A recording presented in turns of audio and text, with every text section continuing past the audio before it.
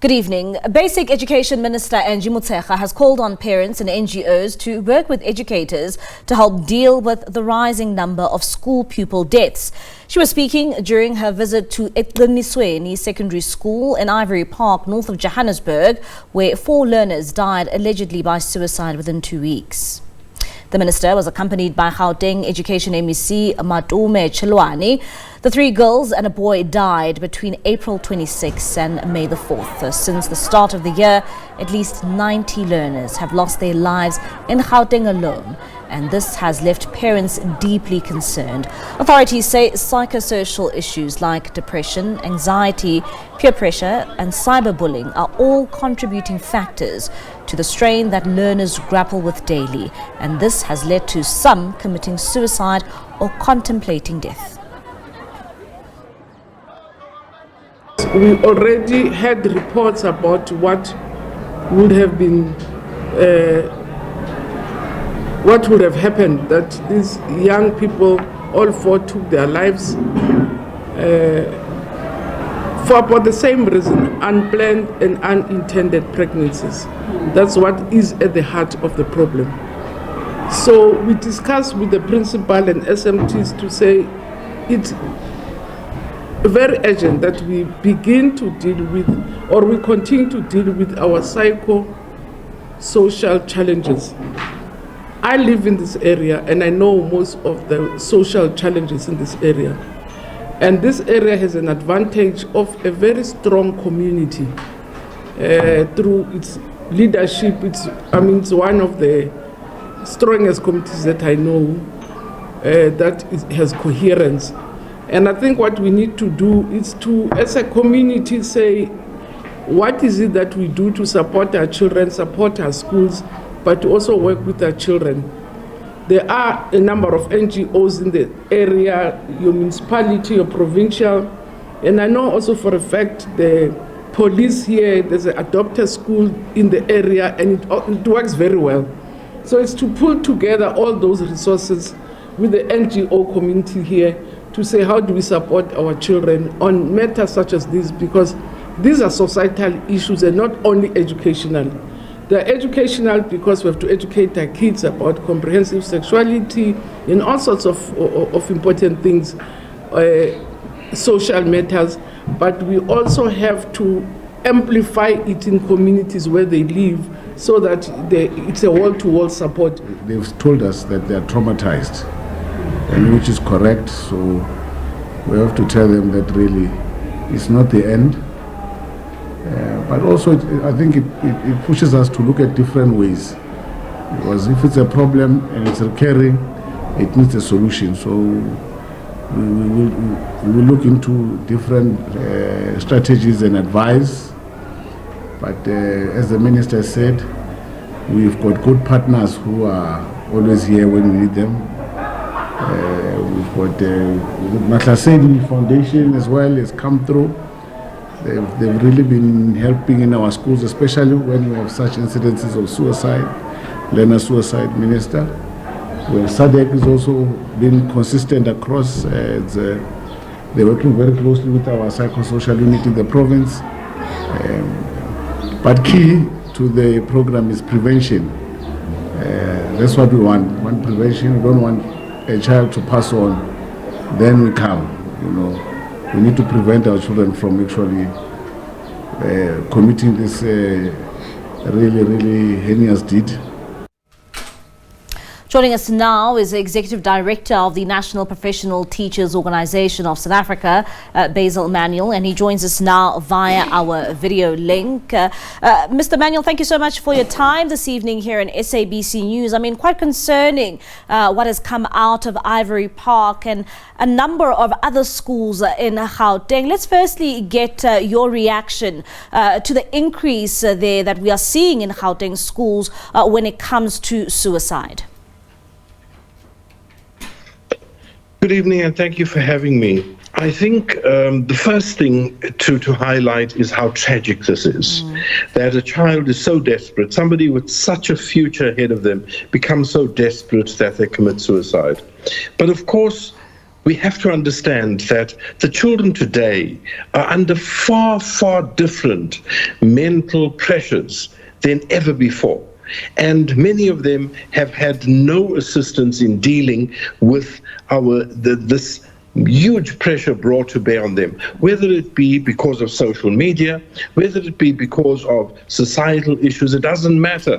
But they are going through many things, and there are no interventions that seek to attend to the mental health of our children. And when it comes to some of these contributing factors, I mean, just looking at the list, I mean, looking at issues around societal issues, depression, anxiety and peer pressure, even the likes of cyberbullying, why is it that it seems as if we're finding it very difficult to deal with this on an educational level? Those are all mental health issues. And of course, they are not so easily visible. Our reality is that a couple of years ago, when bullying was the thing that we had to look out for, we looked for physical things. Now it has shifted to a more hidden, a more concealed thing that is not always visible. Add to that the fact that schools don't have psychosocial services. There are no teacher counselors in schools, not in the vast majority. And that leaves us with one hand tied to our backs, because we are simply just not able to intervene before something happens. We have become very good at addressing the problem afterwards, but it is too late then. We have to do this before a problem happens. And from your analysis, would you say that this has always been a ticking time bomb? It has always been there. We've seen the red flags, and hence why you are saying that, we are now reacting to the problem. I mean, 90 learners, that's a number of pupils in our schools. That's a huge number. And yes, we've ignored the telltale signs. They have been there, and we have been slow as a community of education to act.